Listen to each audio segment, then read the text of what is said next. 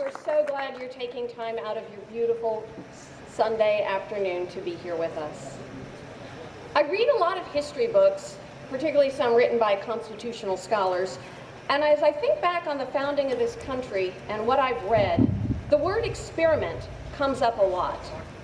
The founding of a nation such as this had not been done before, and there was a lot of trial and error.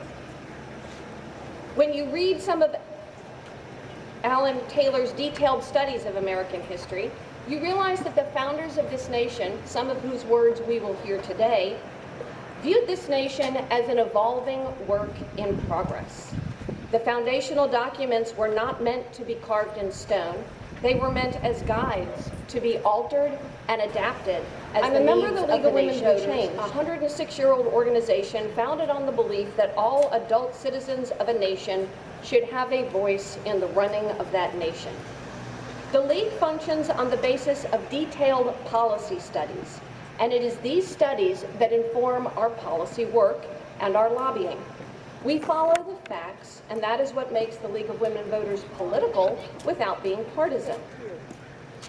The preamble to the Constitution says, "We, the people of the United States, in order to form a more perfect union," more perfect. To me, those words say, we're not there yet, but we're working on it. I like being part of an organization that works every day on the more perfect part of political work.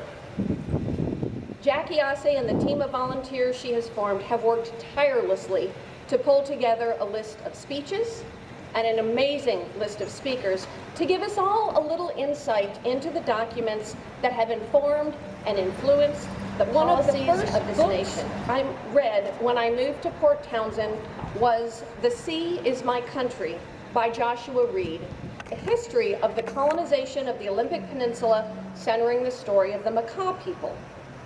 Reed's book, Alan Taylor's history books, and the diaries of the first Western people living at Fort Astoria speak very reverently of the native people the first Europeans encountered as they reached what their diaries called the Fog Coast. They spoke of the extensive trade networks that existed here, the unique culture among the people who lived here, and of how very different this land was from any place they had ever lived. I am honored now to introduce Rosalie Waltz, a leader and elder of the Chemakum people who have stewarded these lands since time immemorial. We welcome you to Chemakum territory. We have been here well over 1,000 years speaking this language. The bones of our ancestors, they're here. This is a sacred place, and we welcome you. And we say, happy birthday, USA, 250 years. That's not so long. Hot.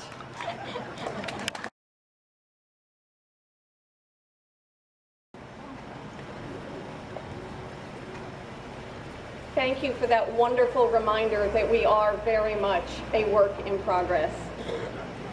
Act 1, the vision. Working together on the pillars of democracy, peace, safety, prosperity, free and fair elections, the rule of law, civil liberties, and the importance of collective, selfless service in times of need. George Washington's farewell address was not a speech he gave publicly. Published on September 19th, 1796 in a Philadelphia newspaper, Washington was concerned that the Republic was threatened by geographic sectionalism, political factionalism, and interference by foreign powers in domestic affairs. Here to read a condensed version of this nearly 6,000-word essay is Genevieve Barlow.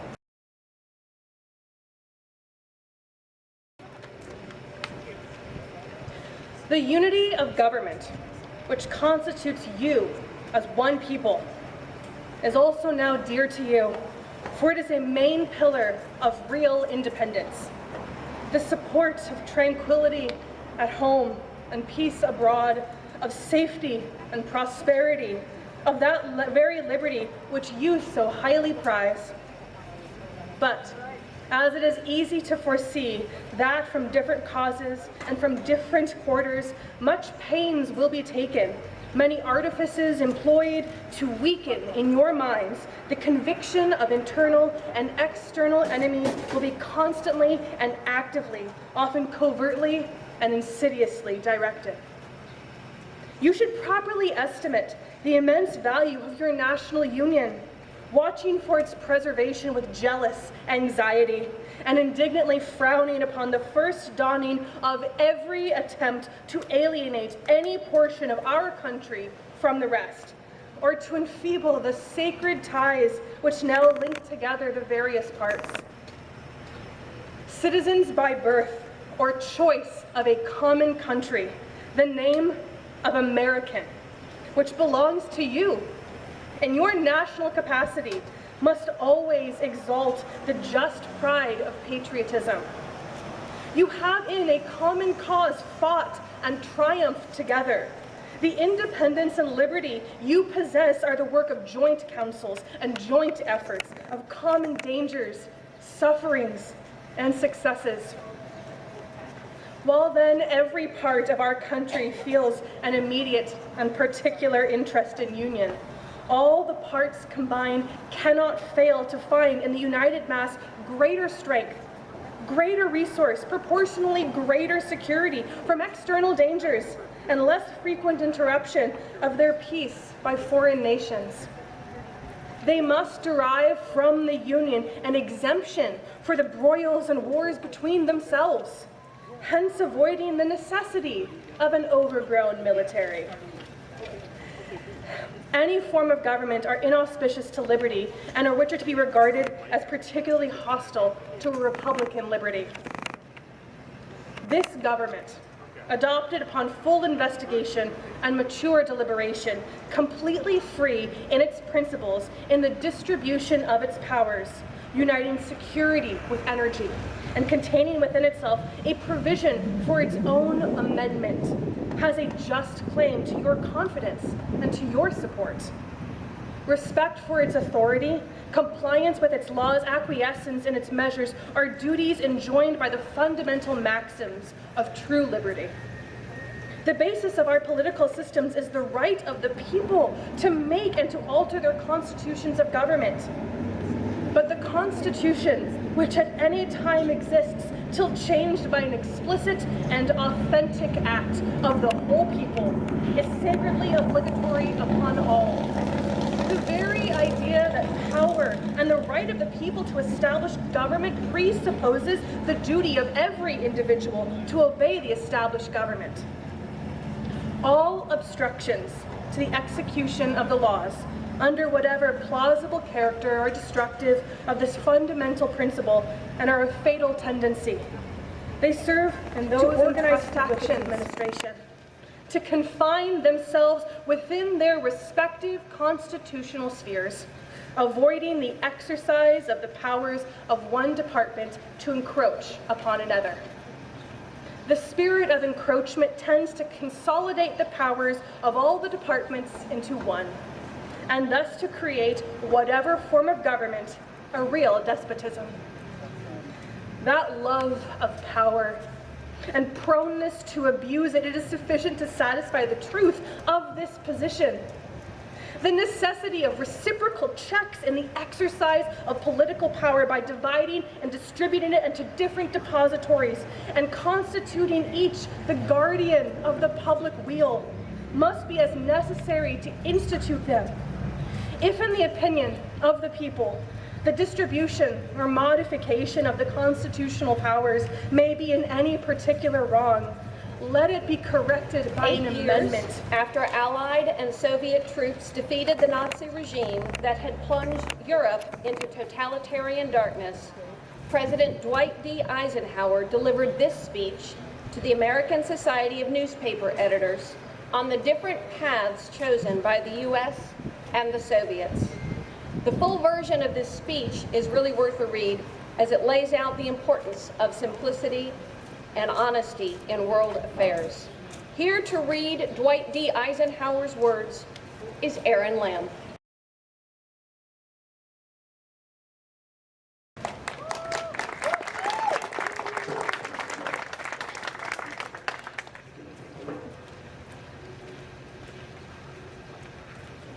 Hi.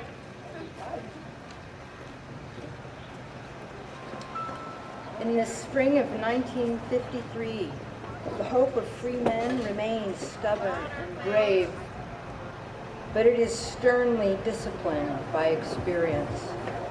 It weighs the chance for peace with sure, clear knowledge of what happened to the vain hope of 1945. In that spring of victory, the soldiers of the Western Allies met the soldiers of Russia in the center of Europe.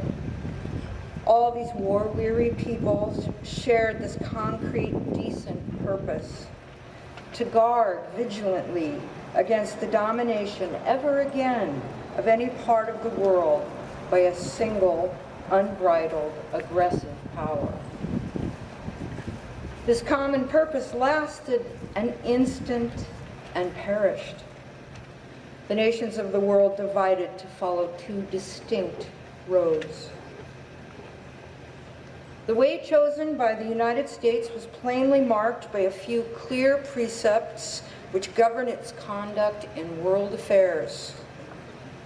First, no people on earth can be held as a people to be an enemy, for all humanity shares the common hunger for peace and fellowship and justice.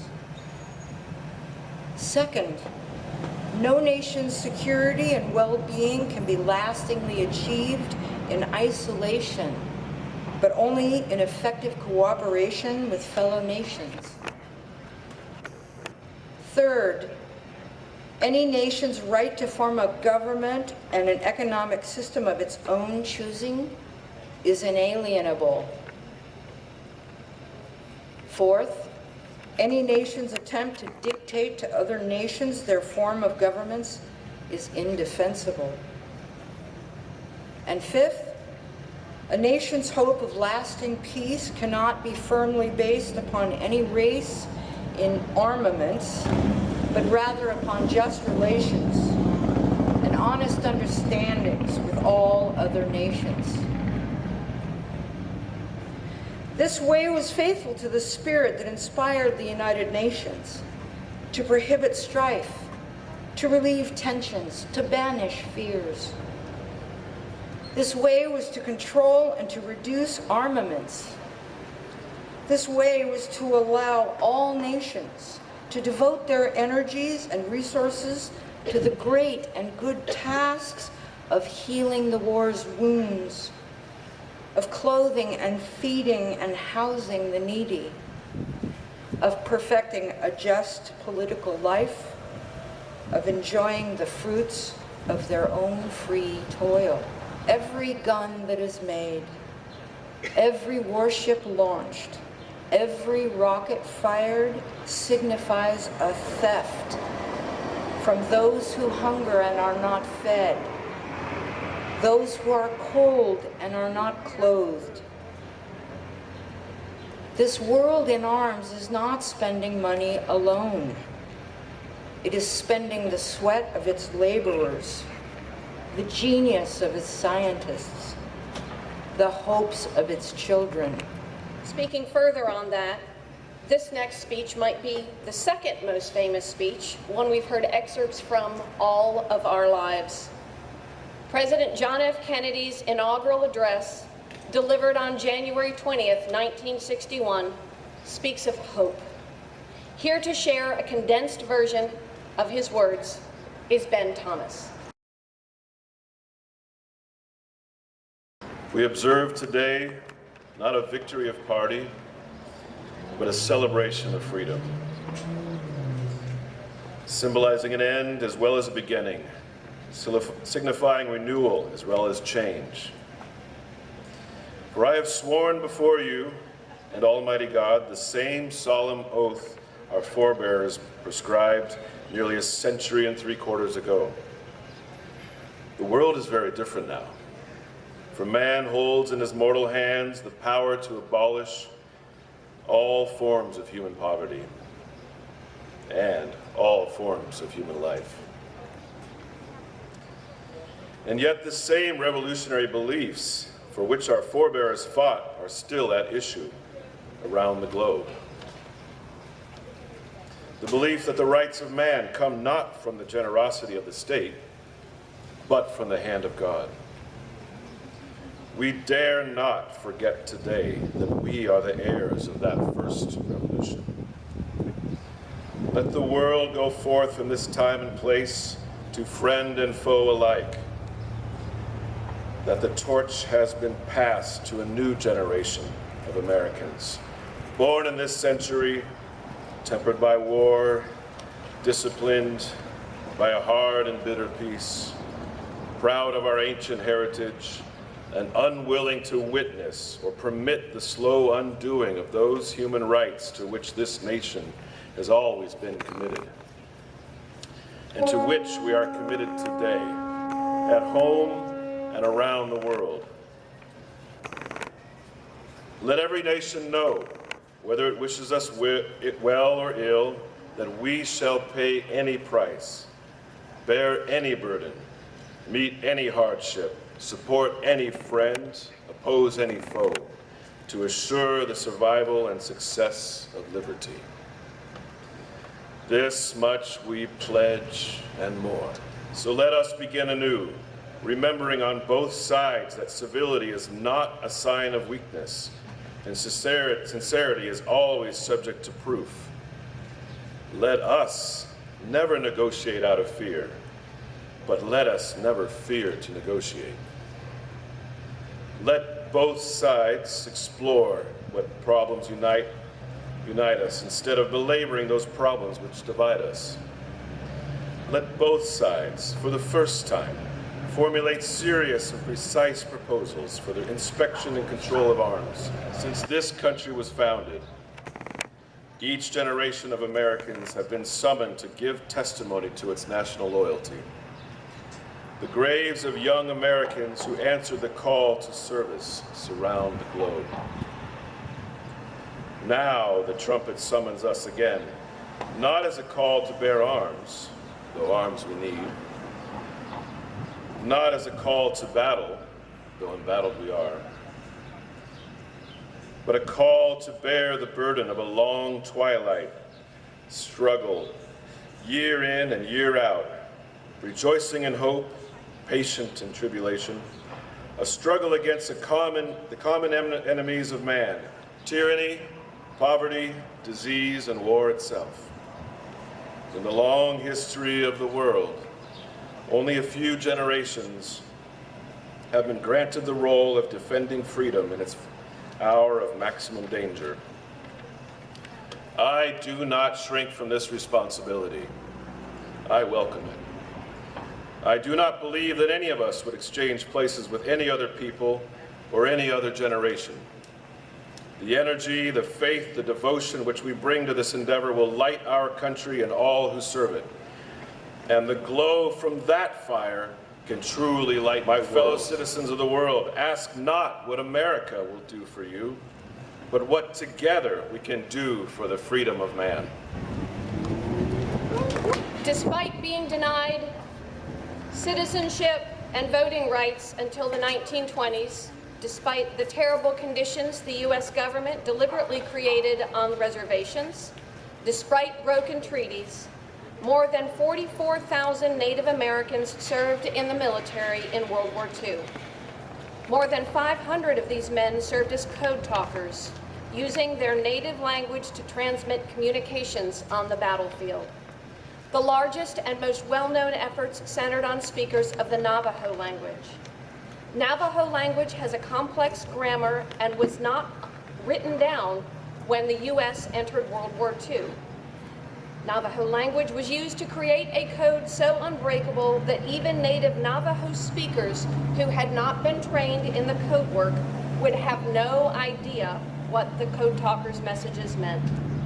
Here to deliver a condensed version of Peter MacDonald's 2017 White House address on the Navajo Code Talkers is Chimacum Tribal Councilman Jerry Sukert.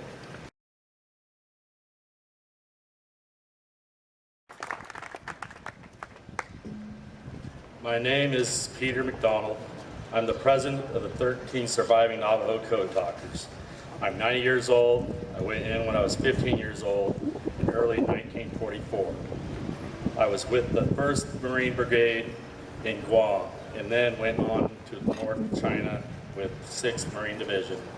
Navajo Code Talkers, in the early part of World War II, the enemy was breaking every military code that was being used in the Pacific. This created a huge problem. We strategized against the enemy. Eventually, a suggestion was made in February 1942, use Navajo language in the code. That's why we need this National Navajo Code Talker Museum, so that our children, the future generation, can go through that museum and learn why America is so strong. Thank you. 6 men translating and sending 800 messages without error. That actually translates to 1 coded message every 3 minutes for 2 days without stopping. We, however, are going to take a short break. Oh, I said, Congress shall make no law respecting an establishment of religion or prohibiting the free exercise thereof, or abridging the freedom of speech, free speech, yeah, or abridging the freedom of press, free press, or the right of the people peaceably to assemble and petition the government for redress of grievances, free speech. I said free press, free people, redress. You know, Wall Street execs from the towers were there with the homeless, with union leaders and activists and artists, and there was a whole library going on. And the idea was, what if we all come together and talk and hang out and figure out how to deal with the injustice in our country, especially when it comes to our economic injustice. So a group of people from Occupy Wall Street wrote the Declaration of Occupy, and I think it's a beautiful text. And this was also set to music by a group called the Church of Stop Shopping Gospel Choir, which I was a member of for many years. Yeah, with Reverend Billy. So, so it starts with a very beautiful chant that we used to do all the time to remind the wealthy billionaires and now a trillionaire that we are the 99%. We are the 99%. We are the 99%. We are the 99%. And then the text goes like this. As we gather together in solidarity to express a feeling of mass injustice, we must not lose sight, oh, of what brought us together.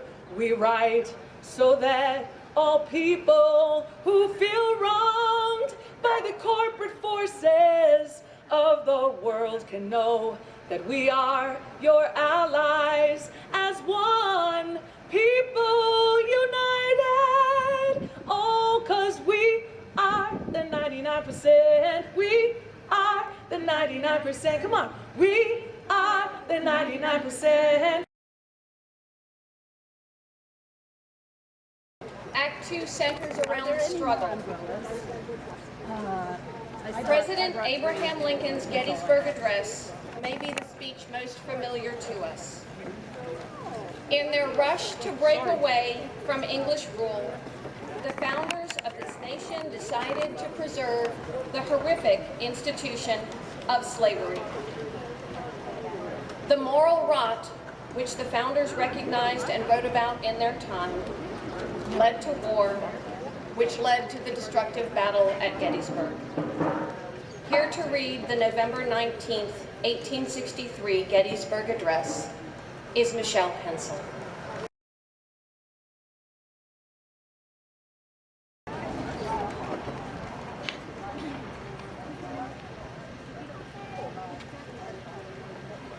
407 years ago, our fathers brought forth on this continent a new nation, conceived in liberty and dedicated to the proposition that all men are created equal.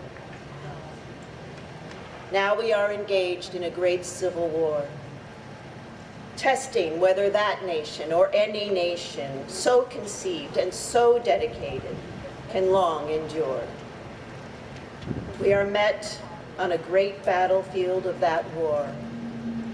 We have come to dedicate a portion of that field as a final resting place for those who here gave their lives that that nation might live.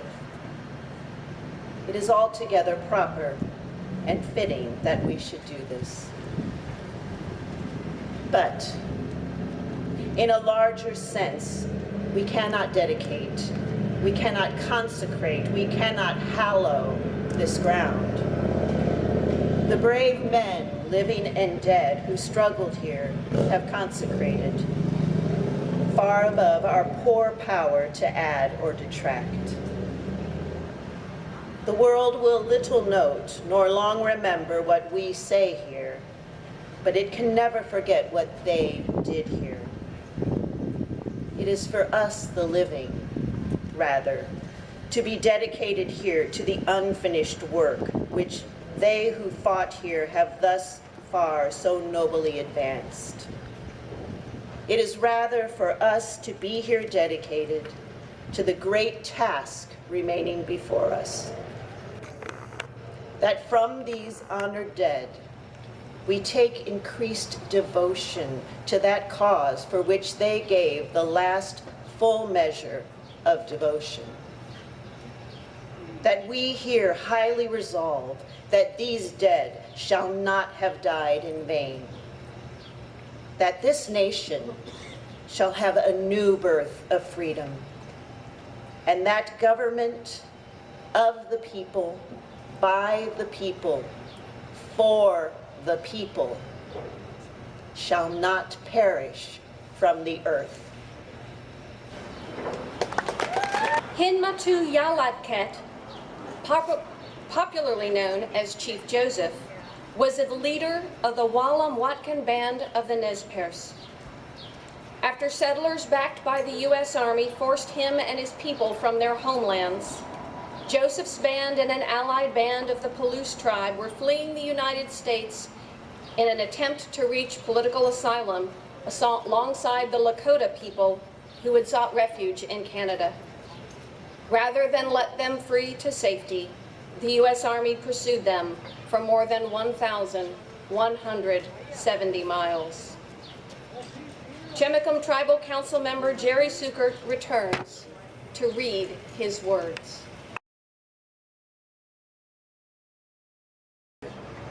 Our chiefs are killed.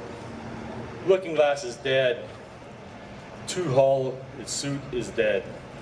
The old men are all dead.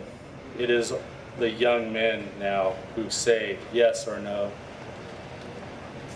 He who led on the young men, Joseph's brother Olacott, is dead. It is cold and we have no blankets. The little children are freezing to death. My people, some of them have run away to the hills and have no blankets, no food. No one knows where they are, perhaps freezing to death. I would have to look for my children and see how many of them I can find. Maybe I shall find them among the dead. Hear me, my chiefs. My heart is sick and sad. From where the sun now stands, I will fight no more forever. In January of 1648, Margaret Brant showed up at the Maryland Assembly and demanded her right to vote as a landowner. That was the first well-documented effort by a woman to seek fair representation in the elected bodies of the colonies. And And from there, hundreds of millions of women engaged in the fight for the right not just to vote, but to be considered full citizens of this nation. Carrie Chapman Catt began her advocacy for women's rights 229 years later in 1877 when she was attending Iowa Agricultural College, now known as Iowa State University. At a time when Western states were allowing women to vote, she worked to advance women's rights in Iowa, South Dakota, and Colorado. Carrie Chapman Catt was handpicked by Susan B. Anthony to serve as the president of the National American Women's Suffrage Association from 1900 to 1904 and from 1915 to 1920. Carrie Chapman Catt also founded the League of Women Voters in 1920. Here to read a condensed version of Carrie Chapman Catt's speech to the 1936 graduating class of Sweetbriar College is Kai Gutberg.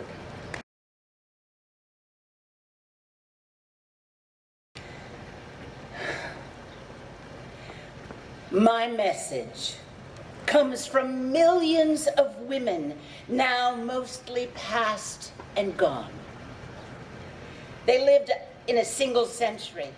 They endured, struggled, and suffered almost unbelievably in order that you, unborn in their day, might inherit privileges, opportunities, and liberties for which they had so prayerfully longed, but were never permitted to know. I speak for those who gave a name to the women's century. Between 1820 and 1920 is the only women's century in the entire history of the human race. What happened in that 100 years, why and how it happened, every woman should know. Mary Wollstonecraft's book, The Vindication of the Rights of Women, was published about 1795. Her chief plea was that she wished to place women in a station where they could advance and not retard the progress of the human race.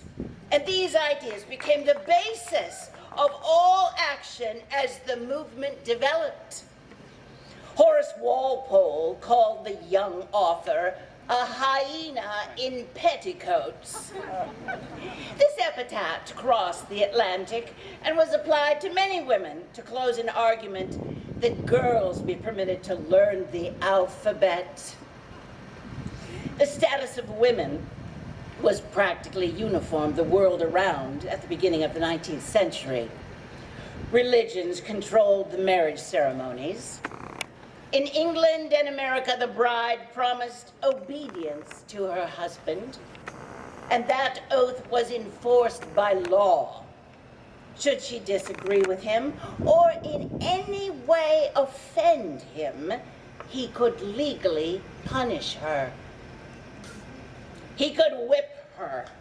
He could, if he did not exceed the standard of severity set by public opinion. The stick used by the husband must not be thicker than his thumb. He could put his wife out of his house into the cold or shut her up in a room without food, and courts sustained all these acts in America and in England. Codes of law existed everywhere. In this country, there were eventually 48 of them, one for each state. These codes provided that upon marriage, all the bride possessed, including not only all property, but more intimate things, such as her trousseau, passed into the possession of her husband. She was not permitted to manage any property, not to collect or expend any emoluments arising from it.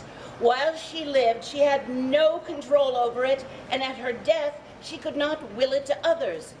Some worked for wages, as women do, but They could not legally collect or expend their own wages, as the earnings of a wife belonged to her husband. Probably women suffered most over the effects of the law, which gave the father sole guardianship over the children. As mothers, women had few privileges and no rights. The husband could will away all the children if he chose, and frequent cases of unborn babies being so willed occurred. In 1833, Oberlin College in Ohio admitted girls. It was the first college in the modern world to accept women.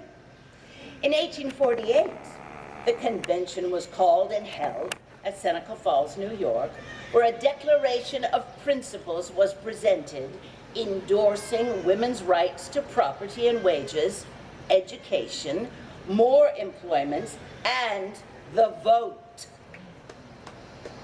This was signed by 100 men and women. In the same year, the first woman physician in the world was graduated at medical school at Geneva, New York. In the 40 years from 1820 to 1860, 15 states had granted married women the right to make a will. 3 states had given married women the right to control their own property. A few colleges had opened their doors to women. The Civil War made one contribution to the women's movement. It opened positions in the Washington Department of Government. In 1862, there were 7 women. In 1870, thousands were so employed.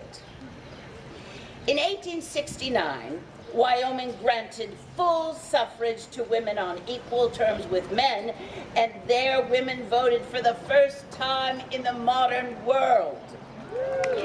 In the century, in 1920, every woman in this and 20 other countries had the vote. All the world around, women enjoyed a freedom of which their grandmothers never knew. To the task of winning the vote, women now enlisted a fresh, peaceful army, numbered more than 2 million. They scattered tons of literature in all the languages read in this country. They spoke on street corners to chance hearers and larger halls to great audiences. They organized their propaganda and were heard in the church, theater, the baseball field, and even the circus. Millions of dollars were raised, mainly in small sums, and expended with economic care. Hundreds of women gave the accumulated possibilities of an entire lifetime. Thousands gave years of their lives. Hundreds of thousands gave constant interest and such aid as they could. In 52 years of pauseless campaign, young suffragists who helped to forge the last links of that chain were not born when it began. Old suffragists who forged the first links were dead when it came to an end. At the beginning, the list of women's wrongs was so overwhelming that the estimate of the time necessary for their correction might have been 1,000 years. These changes were achieved in 100. All the workers in that century labored with a common motive. For myself, let me say that those who work for a great cause receive comforting satisfaction in the knowledge that they will leave the world better than they found it. Thank you. As the child of sharecroppers, Fannie Lou Hammer survived polio, yet still was required to pick cotton in the fields each summer with her family. In 1961, a doctor operating on a tumor gave her a hysterectomy without her consent. Involuntary sterilization was common if you were a poor woman in Mississippi. She was an early member of the Student Nonviolent Coordinating Committee, known as SNCC. She attended many of the Southern Christian Leadership Conferences where she taught classes and seminars. She gathered petitions traveling across the South, seeking federal resources for impoverished Black families across the South. In early 1963, she became a SNCC field secretary for voter registration and welfare programs. Here to read her 1964 testimony before the Credentials Committee of the Democratic National Convention is Elise Moss-Vedica.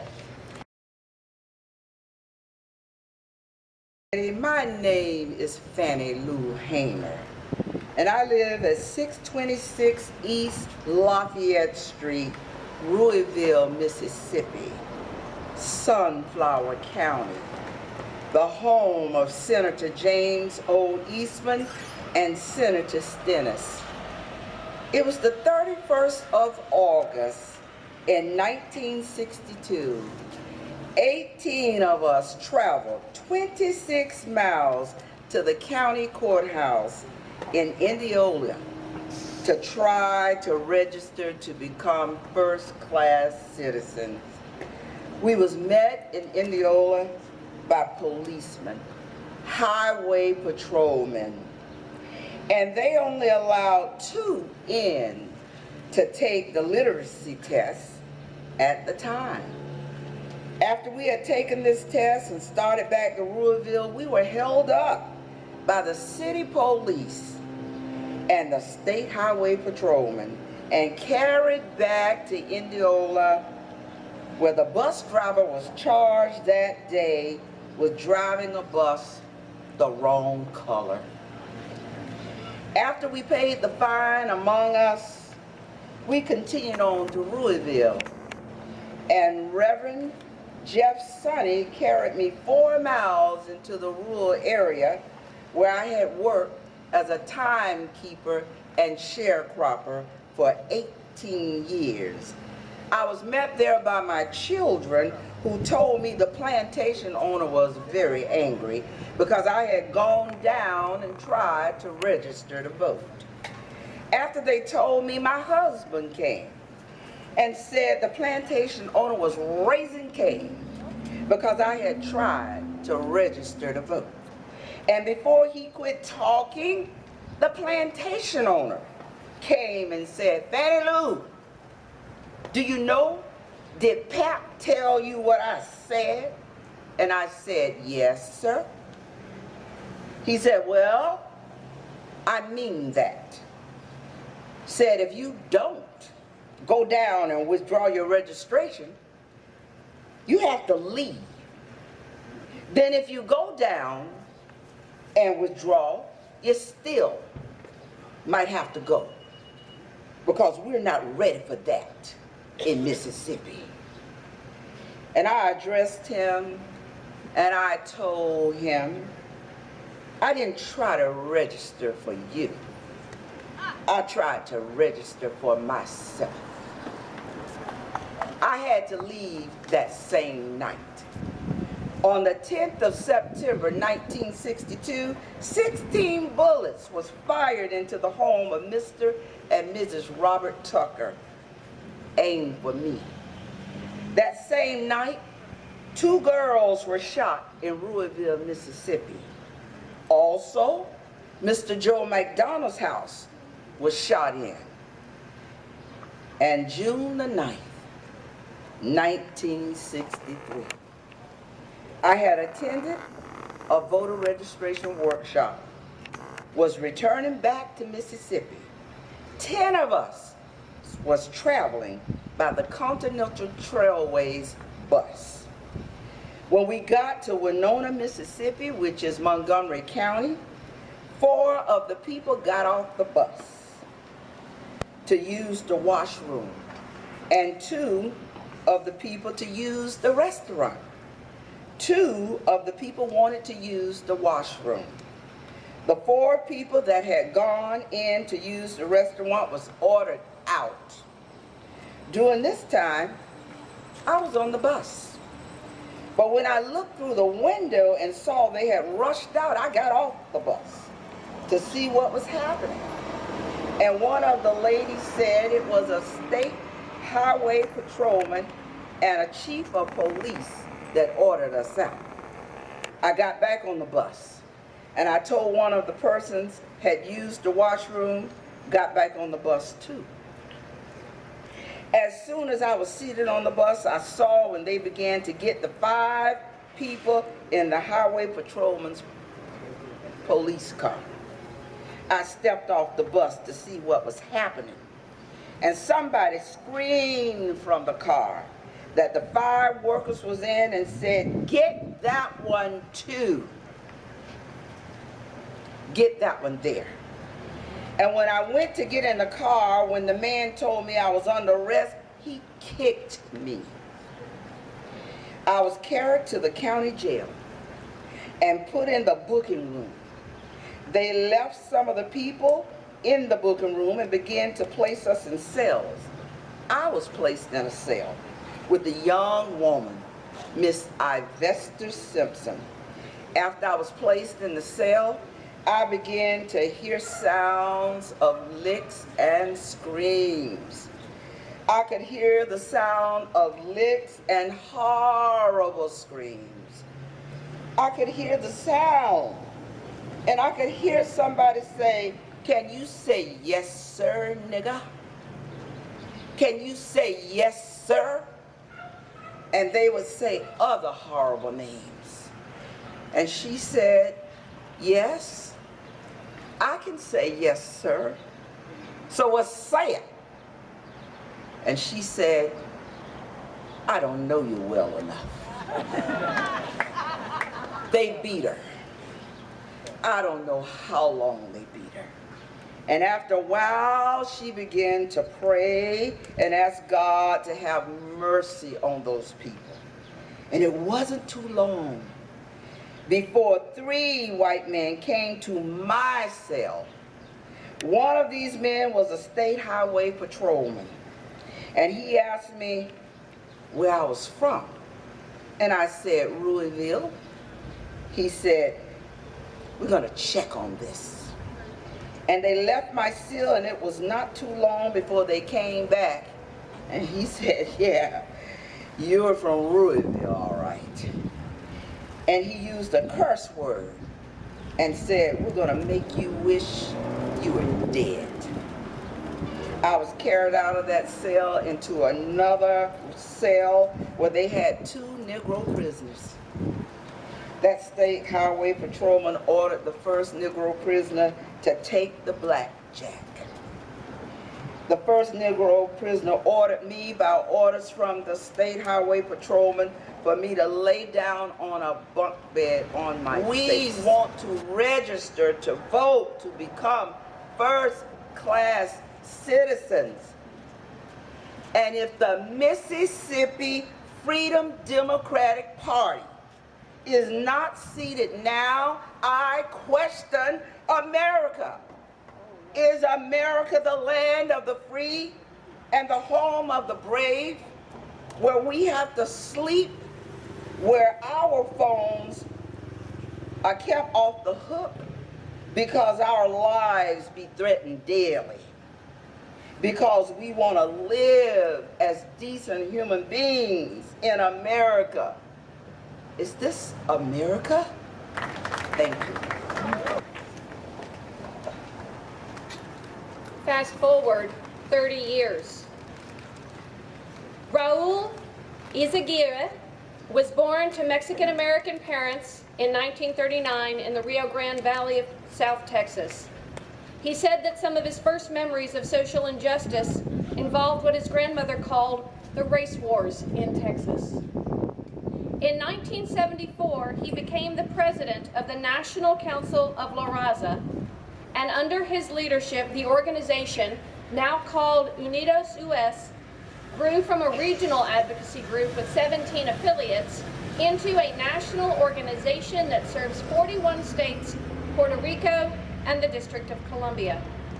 Unidos US advocates in favor of a progressive policy including immigration reform, a path to citizenship for young people brought to the United States without documents, and reduced deportations. Here to read a condensed version of his 1994 address to the graduating class of Mercy College is Ezekiel Ubaye.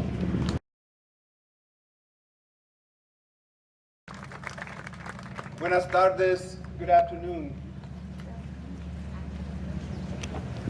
America is of two minds when it comes to immigrants. On the one hand, we are proud of our immigrant heritage, symbolized by that great American icon known as the Statue of Liberty. Yet, public opinion, going back as far as the early 1800s, has been decidedly against each new wave of immigrants. Newcomers to our land are Americans by choice. Indeed, our very existence as a nation is based on that heritage.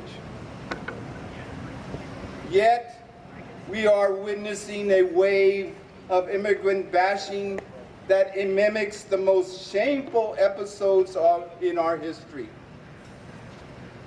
During the 1850s and through the Civil War, the so-called Know-Nothing Party campaigned successfully on an explicitly racist and anti-immigrant platform. And what is disconcerting is that exactly the same rhetoric used at that time is prevalent today. Whatever the intent, we know from our past history that the first step in oppressing a people is to dehumanize them and or demonize them. And that is exactly what we did to the new Americans that came from Germany, from Ireland, from Italy, from China and Japan, from Hungary. And that is what we did to Jews who came from all over Europe.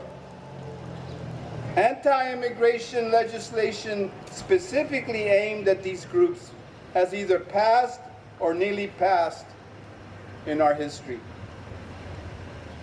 I hasten to add that there are well-meaning Americans who believe in more restrictionist immigration policies who are neither racist nor xenophobic. Some Americans are honestly worried about the total population of this nation and about our collective ability to accommodate differences in culture and language. Others truly believe that immigrants cost the taxpayer additional burdens. These are reasonable concerns that can be addressed by the facts. The fact is that today's new Americans are assimilating faster than previous immigrants. The fact is that the immigrants are not a net burden to the United States taxpayer, but a net contributor, a significant contributor. Yet, we should all be worried about continued undocumented immigration and about exploitation of human beings, be they documented, undocumented, immigrant, or native born. We also know that economic insecurity fuels our worst fears and brings out our meanest instincts. During every single recession, and especially during the Great Depression, the United States implemented policies that should bring shame to us all, to all of us. While precise figures are hard to come by, we can confidently estimate that well over 1 million legal immigrants and American citizens have been illegally and unjustly deported during economic downturns. Today we are witnessing a replay of history. Apparently there's a great deal of political capital in demonizing immigrants. We need leaders like my own personal hero, President Harry Truman. He stood up to Congress and vetoed a racist immigration bill, and he sent the following message to Congress and to the American people, and let me quote.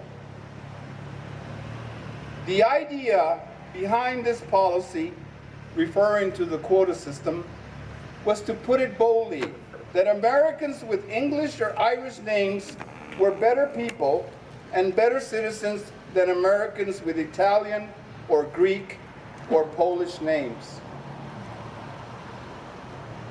Such a concept is utterly unworthy of our traditions and our ideals.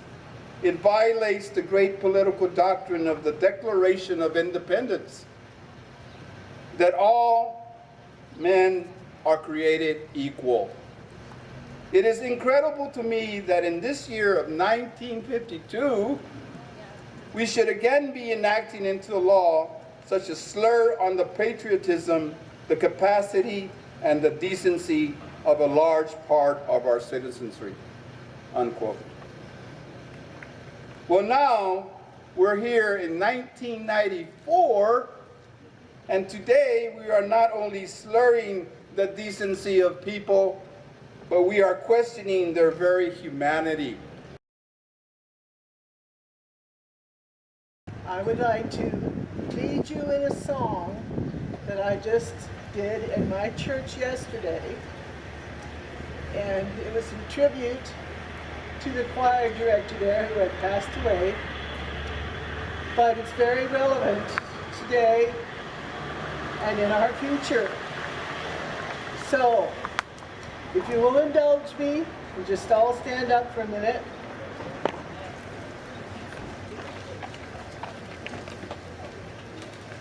And you know this song, you've heard it before, so we don't have to rehearse it. We'll sing a couple of verses, and it goes like this. This little light of mine, I'm gonna let it shine.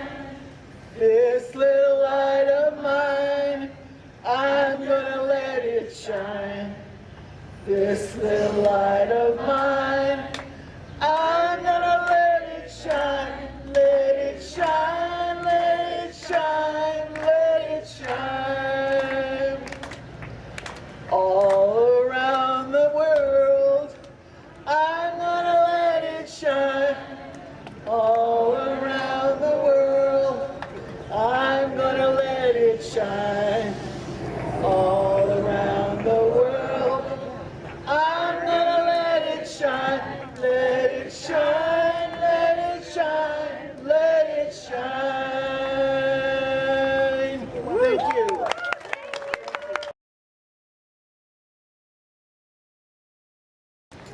And here we are. The work continues. He was called Otetiani, always ready, in his youth, and Sagayawatha as an adult because of his oratorical skills. His name means keeper awake. Born around 1750, he was a Seneca, orator, and chief of the Wolf Clan based in Western New York.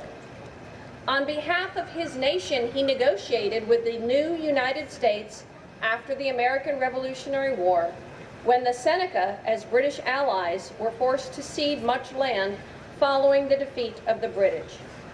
Here to share a speech he delivered in 1805 to white missionaries and the Iroquois Confederation, I would like to once again introduce Chimicum Tribal Councilman Jerry Sukert.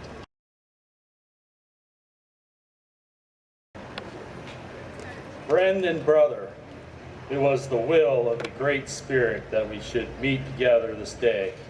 He orders all things and has given us a fine day for our council.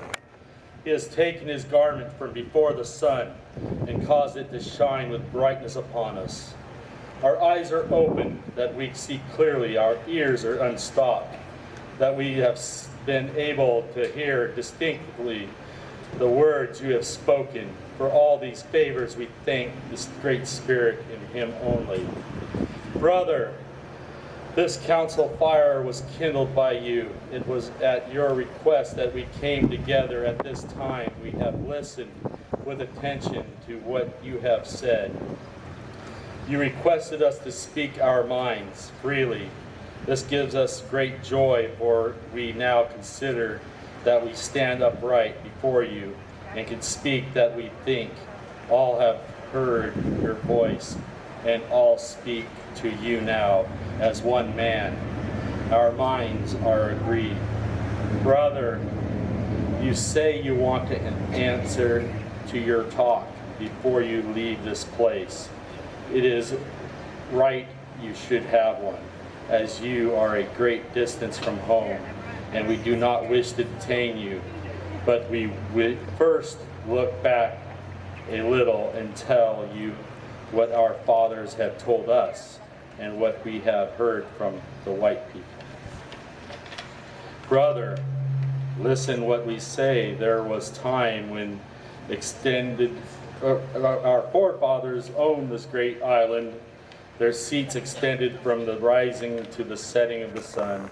The Great Spirit had made for us of the island Indians. He had created the buffalo, the deer, and other animals for food.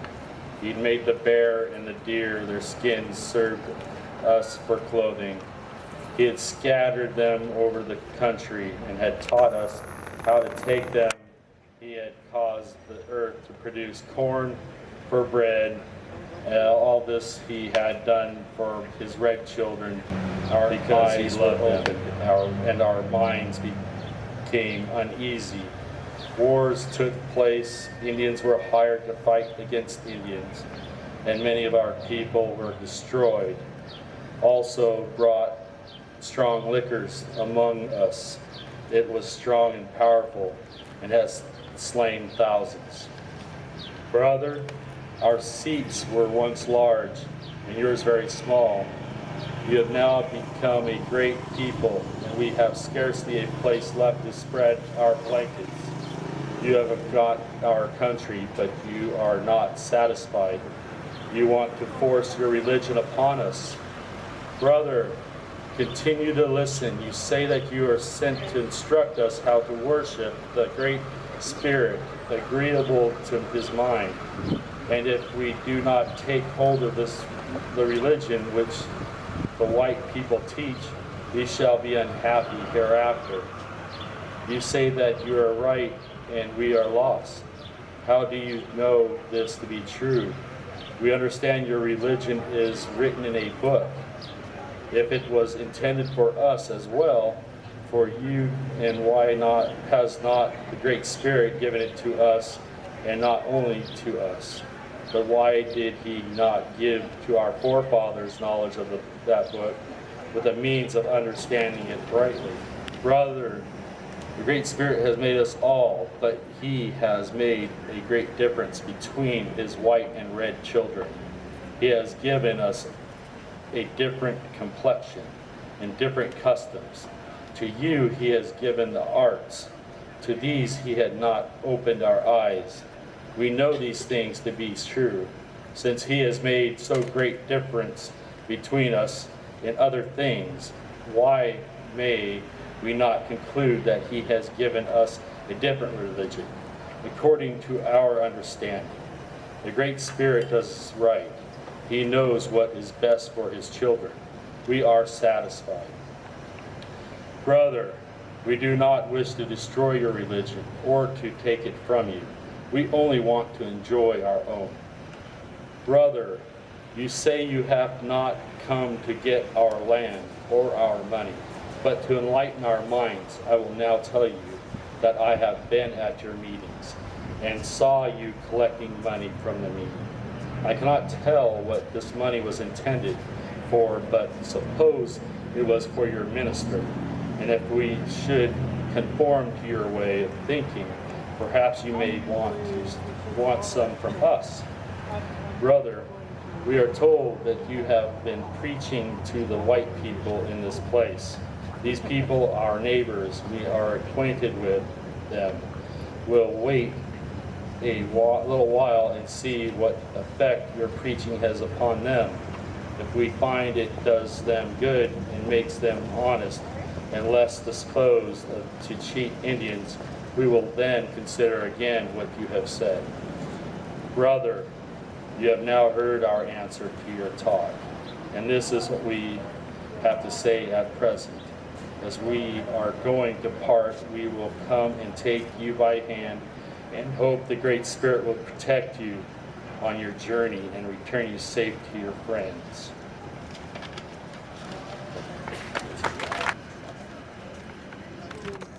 President Franklin Delano Roosevelt, a survivor of polio, just like Fannie Lou Hamer was, had the foresight to speak about the importance of collective action. In the midst of World War II, he spoke of the dangers of selfishness and greed to the future of our nation. Here to remind us of Roosevelt's words is Charlie Pope.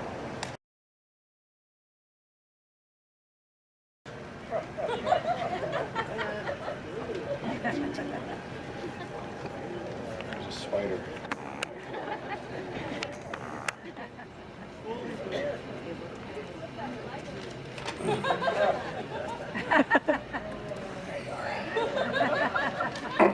Thank you.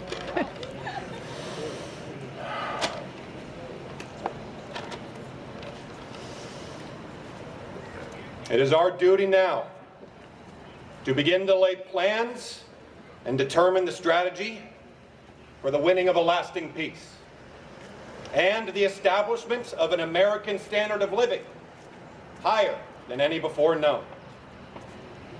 We cannot be content, no matter how high the general standard of living may be, if some fraction of our people, whether it be 1/3 or 1/5 or 1/10, is ill-fed, ill-clothed, ill-housed, or insecure. This republic had its beginnings and grew to its present strength under the protection of certain inalienable political rights. Among them, the right to free speech, free press, free worship, trial by jury, freedom from unreasonable searches and seizures. They were our rights to life and liberty. As our nation has grown in size and stature, however, as our industrial economy expanded, these political rights proved inadequate to assure us equality in the pursuit of happiness. We have come to a clear realization of the fact that true individual freedom cannot exist without economic security and independence. Necessitous men are not free men. People who are hungry and out of a job are the stuff of which dictatorships are made. In our day, these economic truths have become accepted as self-evident. We have accepted, so to speak, a second Bill of Rights, under which a new basis of security and prosperity can be established for all, regardless of station, race, or creed. Among these are the right to a useful and remunerative job in the industries or shops or farms or mines of the nation, the right to earn enough to provide adequate food and clothing and recreation, the right of every farmer to raise and sell his products at a return which will give him and his family a decent living, the right of every businessman, large and small, to trade in an atmosphere of freedom from unfair competition and domination by monopolies at home or abroad, the right of every family to a decent home, the right to adequate medical care and the opportunity to achieve and enjoy good health, the right to adequate protection from the economic fears of old age, sickness, accident, and unemployment, and the right to a good education. All of these rights spell security. And after this war is won, we must be prepared to move forward in the implementation of these rights to new goals of human happiness and well-being. America's own rightful place in the world depends, in large part, upon how fully these and similar rights have been carried into practice for our citizens. For unless there is security here at home, there cannot be lasting peace in the world. Howard, JFK, all spoke of this vision of America. But America had a different conscience also, whose name was Elie Wiesel, a Romanian-born American writer, professor, political activist, Nobel laureate, and Holocaust survivor. Wiesel authored 57 books, written mostly in French and English, including Night, which is based on his experience as a Jewish prisoner at Auschwitz and Buchenwald during the Holocaust. Wiesel was 15 when he, his family, and his town's Jewish population was placed in one of 2 confinement ghettos in the place where he had been born and raised. In May 1944, the family was moved to the Auschwitz concentration camp, where his mother, his younger sister, and up to 90% of the people were murdered on arrival. As a political activist, Wiesel became a regular speaker on the subject of the Holocaust and remained a strong defender of human rights during his lifetime, advocating for justice in numerous causes around the globe. Bobby Butler will now share a condensed version of his speech on the perils of indifference, which he delivered as part of the Millennium Lecture Series in April 1999.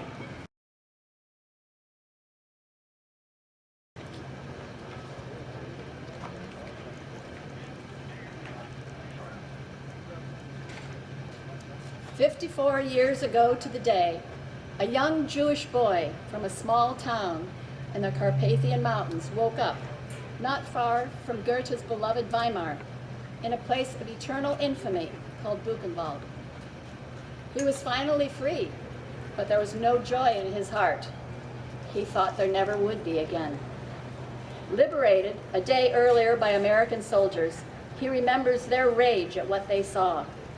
And even if he lives to be a very old man, he will always be grateful to them for that rage, and also for their compassion.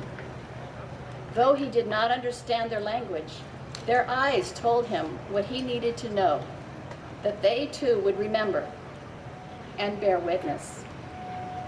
And now I stand before you, and I am filled with a profound and abiding gratitude to the American people. We are on the threshold of a new century, a new millennium. What will the legacy of this vanishing century be? How will it be remembered in the new millennium?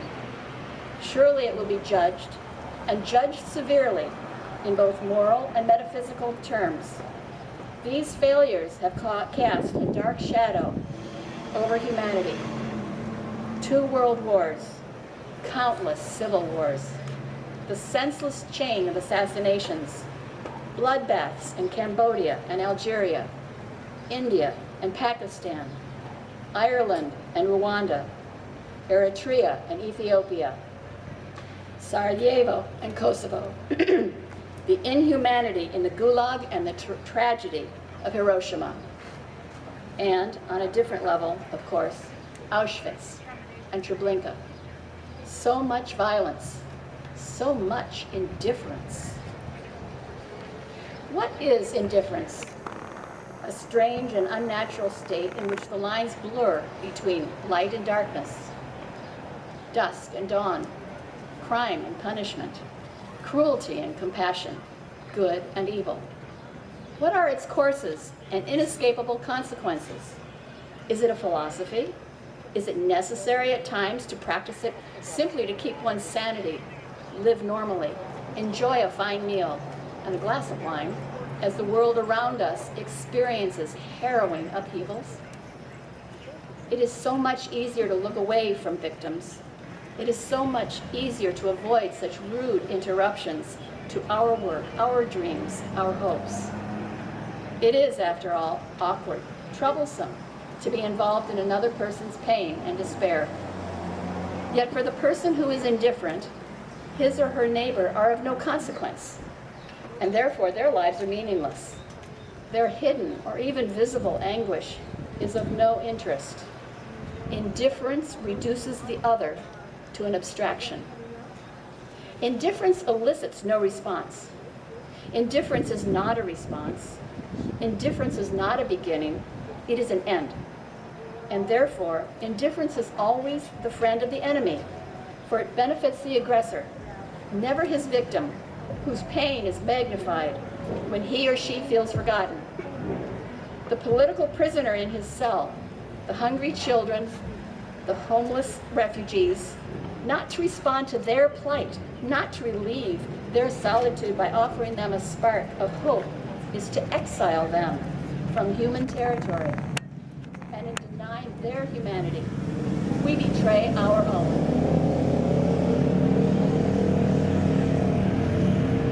In the place that I come from, society was composed of three simple categories: the killers, the victims, and the bystanders. During the darkest of times, inside the ghettos and death camps, we felt abandoned, forgotten. All of us did. And our only miserable consolation was that we believed that Auschwitz and Treblinka were closely guarded secrets, that the leaders of the free world did not know what was going on beyond those black caves and barbed wire, that they had no knowledge of the war against the Jews that Hitler's armies and their accomplices waged as part of the war against the Allies. If they knew, we thought, surely those leaders would have moved heaven and earth to intervene. They would have spoken out with great outrage and conviction. They would have bombed the railways leading to Birkenau. Just the railways, just once. And now we knew, we learned, we discovered that the Pentagon knew, the State Department knew, and the illustrious occupant of the White House, Franklin Delano Roosevelt. So he is very much present to me and to us. No doubt, he was a great leader. He mobilized the American people and the world going into battle, bringing hundreds and thousands of valiant and brave soldiers in America to fight fascism, to fight dictatorship, to fight Hitler. And so many of the young people fell in battle. And nevertheless, his image in Jewish history, I must say it, his image in Jewish history is flawed. The depressing tale of the St. Louis is a case in point. 60 years ago, its human cargo, nearly 1,000 Jews, was turned back to Nazi Germany. And that happened after the Kristallnacht, after the first state-sponsored pogrom, with hundreds of Jewish shops destroyed, synagogues burned, thousands of people put in concentration camps. And that ship, which was already in the shores of the United States, was sent back. I don't understand. Roosevelt was a good man with a heart. He understood those who needed help. Why didn't he allow these refugees to disembark? 1,000 people in America, the great country, the greatest democracy, the most generous of all nations, all new nations in modern history. What happened? I don't understand. Why the indifference on the highest level to the But this time the world is not silent. This time we do respond. This time we intervene. Now, does that mean that we have learned from the past? Does it mean that society has changed? Has the human being become less indifferent and more human? Have we really learned from our experiences? Are we less sensitive to the plight of victims of ethnic cleansing and other forms of injustices in places near and far?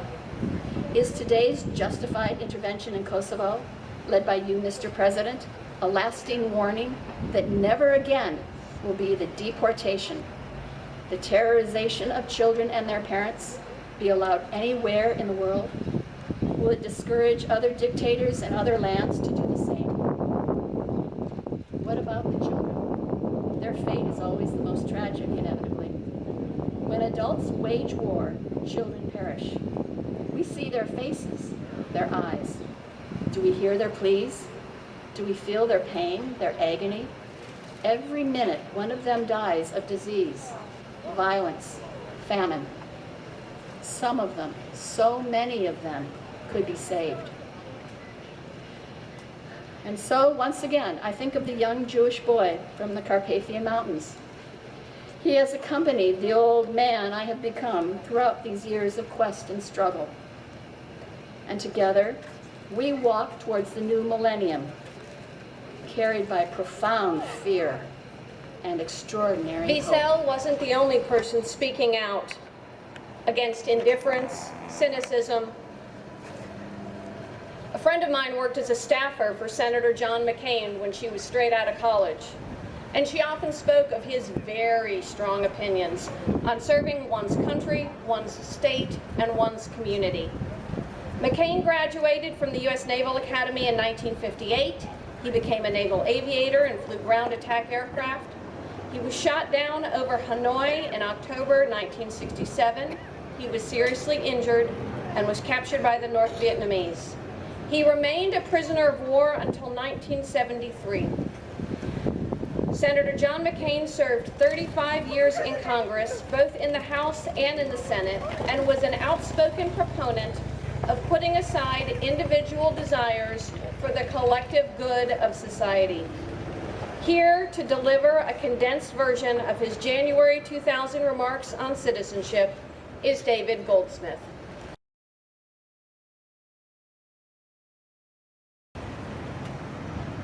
The cause of citizenship.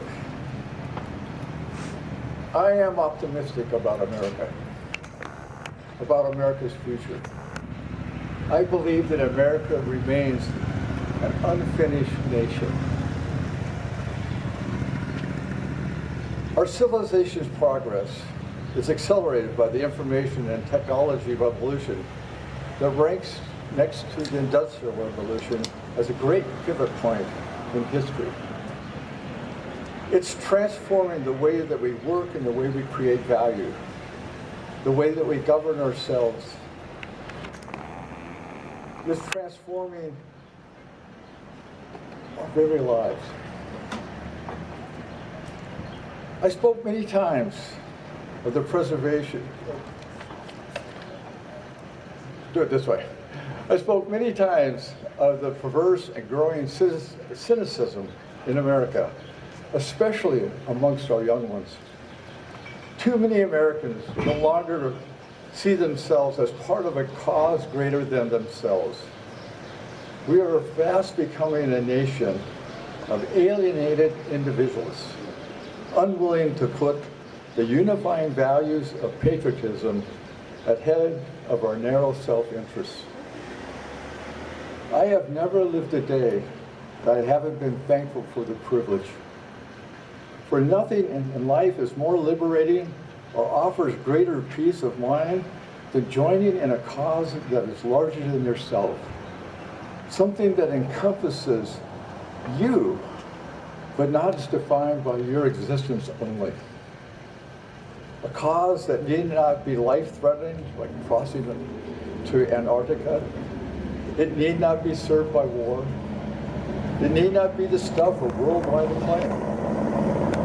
It needs only to be a worthy cause that brings us closer to each other, to our families, to our communities, and ultimately brings us closer in the uniquely American project called self-government. I'm a conservative, and I believe it is healthy, a healthy thing for Americans to be skeptical about the purposes and practices of our public officials.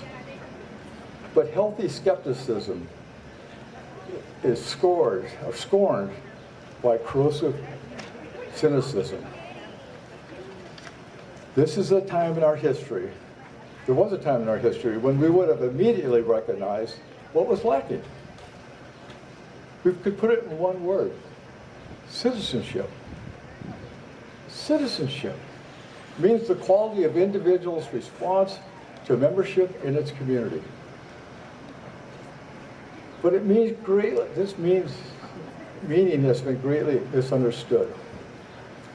For too many Americans, the idea of good citizenship does not extend beyond walking into the voting booth every 2 to 4 years and pulling the lever. And for far too many Americans, they don't even demand that of themselves, which is our first obligation of self-government. America is not a race. America is not a people. America is an idea. A place where only the requirement is membership in a belief in the principles of liberty, opportunity, and equality under the law on which this nation was founded. Citizenship, then, is our acceptance of and protection of those principles. It is the duties, the loyalties, the inspirations, the habits of mind that bind us together as Americans. Citizenship thrives in the communal spaces where government doesn't even exist. Everywhere and any time that Americans come together to govern their lives in their communities, in their families, in their churches, in their synagogues, in their schools, in their museums, the symphonies, Little League, Boy Scouts, Girl Scouts, the Salvation Army, and the UFW, they are exercising citizenship. Citizenship is defined by countless acts of love, acts of kindness and courage that have no witness and are especially glorious because they are left unrecorded. Citizenship is the responsible exercise of freedom. Americans are blessed to have been born in a culture of freedom. We are the heirs and caretakers of freedom, a blessing preserved with the blood and the sacrifice of heroes down through the ages. Those of us who have lived this time of unparalleled comfort and ease, and who are beneficiaries of that sacrifice, dare not forget who they were and why they did it, lest we lose our own true self-identity. My friends, I fear that unless we renew our pride and dedication to citizenship and reinvigorate our sense of national purpose, we will deny our destiny and abandon the cause our founding fathers called glorious. Let us not limit our happiness to the satisfaction of individual successes. Let us demonstrate to the young Americans, that public service is a noble calling, worthy of their interest, their participation, and their allegiance. We should refrain from attacking one another directly or through our surrogates with those negative advertising that has so disgusted this nation, and pledge ourselves to a higher standard of accuracy and discussion of our own agendas and those of our opponents. Perhaps then people could come with some confidence in the integrity and legitimacy of public office. Judge us not by the promises we make, the stories we tell, or the ads that we run. Measure us by the policies and proposals that we lay before you for consideration. Judge us by the examples that we set, by the way we conduct our campaigns, and by the way we personally practice politics.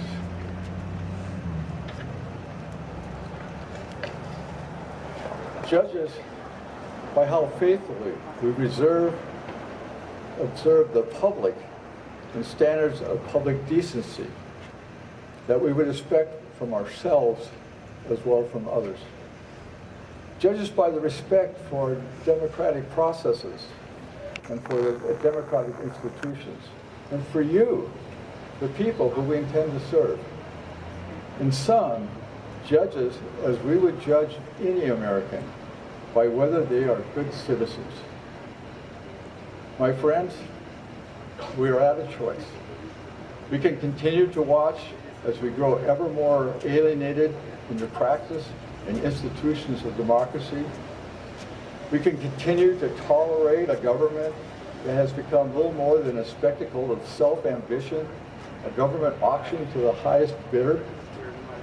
Or we can take a stand to meet those challenges in the next century by rising above narrow self-interest and serve a greater noble cause, the cause of freedom. This is our new patriotic challenge, a challenge to each of us to join the fight against pervasive cynicism and that is debilitating our democracy, cheapens our citizenship, and threatens our public institution, our culture, and ultimately threatens our happiness. Let us today renew our pledge of being a good citizen, a pledge to citizenship, and answer a higher calling for our nation and for ourselves, to pierce the veneer of outside things and live out the authentic meaning of freedom in our daily lives. To the words of Amanda Gorman. Born in 1998, 2 years before Senator John McCain's remarks, Amanda Gorman was raised by a single mom who was a 6th grade English teacher. She was inspired to become a youth delegate for the United Nations in 2013 after watching a speech by Pakistani Nobel Prize laureate Malala Yousafzai. Gorman was chosen as the first Youth Poet Laureate of Los Angeles in 2014. In 2016, Gorman founded a nonprofit called One Pen, One Page, a youth writing and leadership program. She won a full scholarship to Harvard, graduating cum laude in 2020 as a member of Phi Beta Kappa. Her delivery of her poem, The Hill We Climb, at the 2021 inauguration, a mere 2 weeks after the January 6th Capitol riot, introduced a generation of Americans to the power of young poets who are still in conversation across generations. You may pick up some references to the musical Hamilton, written by Lin-Manuel Miranda, the son of Puerto Rican parents raised in New York City. Here to read Amanda Gorman's poem is Port Townsend's current Poet Laureate, Rafina Garay.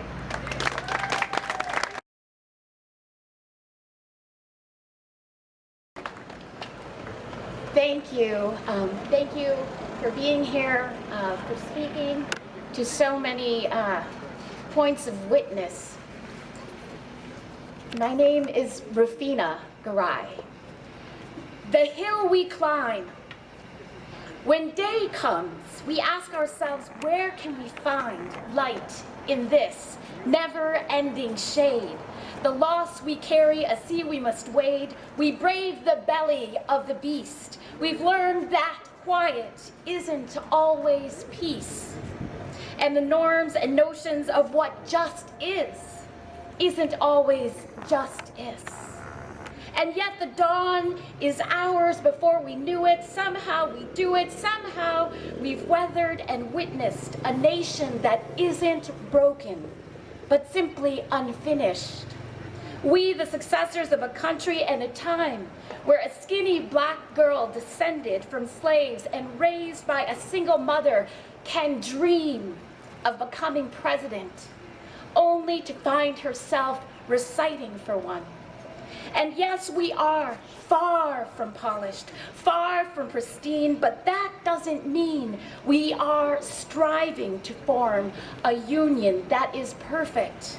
We are striving to forge a union with purpose, to compose a country committed to all cultures, colors, characters, and conditions of man. And so we lift our gazes not to what stands before us, but what stands between us. We close the divide because we know to put our future first, we must first put our differences aside. We lay down our arms so we can reach out our arms to one another. We seek harm to none and harmony for all. Let the globe, if nothing else, say this is true, that even as we grieved, we grew, that even as we hurt, we hoped, that even as we tired, we tried, that we'll forever be tied together, victorious, not because we will never again know defeat, but because we will never again sow division.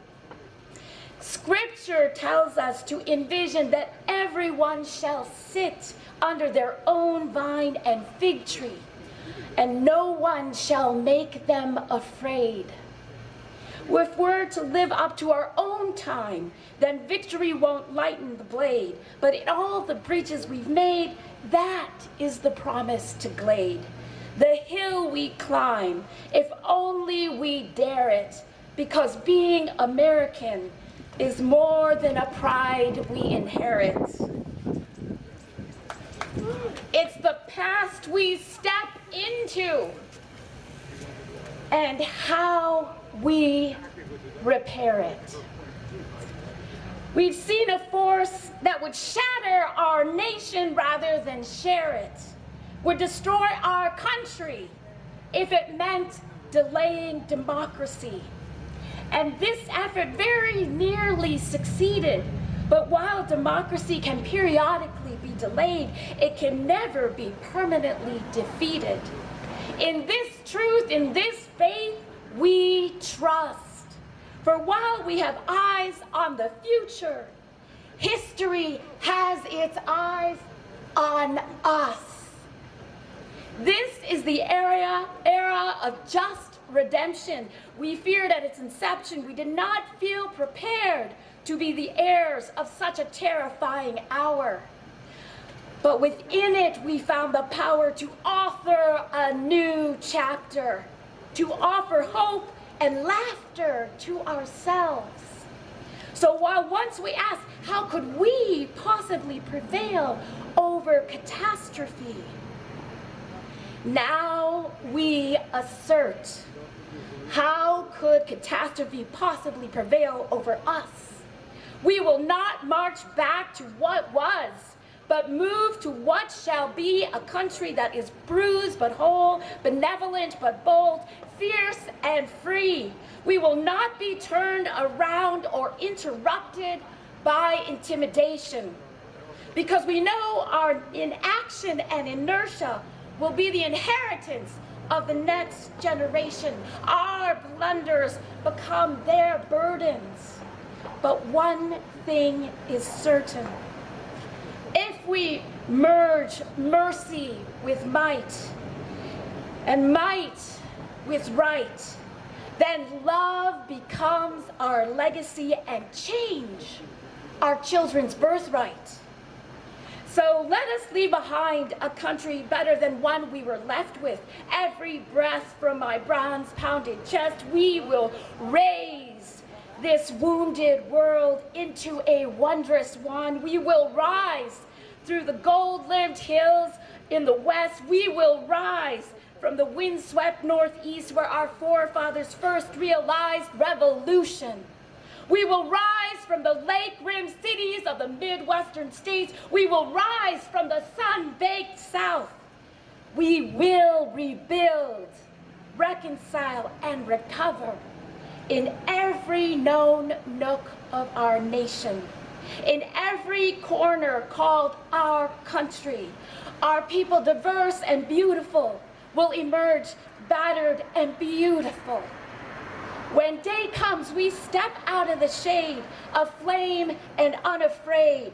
The new dawn blooms as we free it, for there is always light, if only we're brave enough to see it, if only we're brave enough to be it. To continue to paraphrase Lin-Manuel Miranda, so the American experiment began. We, the people, have spoken. 250 years of this republic. This whole program came of an idea of Jackie's.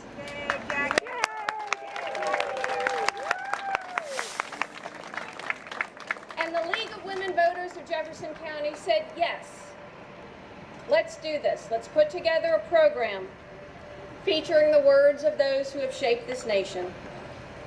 Sonny Flores made sure we could all hear. Saltfire Theater, Mickey Hensel and Genevieve Barlow made sure it was coherent. Renee Klein of Madrona Mind Body made sure we could rehearse. Brian Klaschauer, Community Service Officer, the City of PT, got us the space and helped us with the paperwork. Laura Newman and the Resistance Singers sang.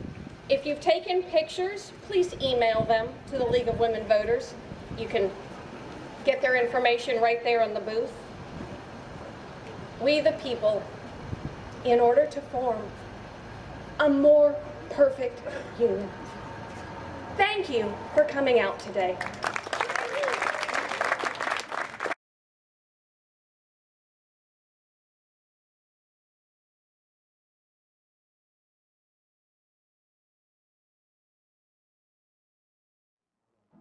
This land is your land. This land is my land. California to the New York Island, from the redwood forest to the Gulf Stream water. This land belongs to you and me. As I went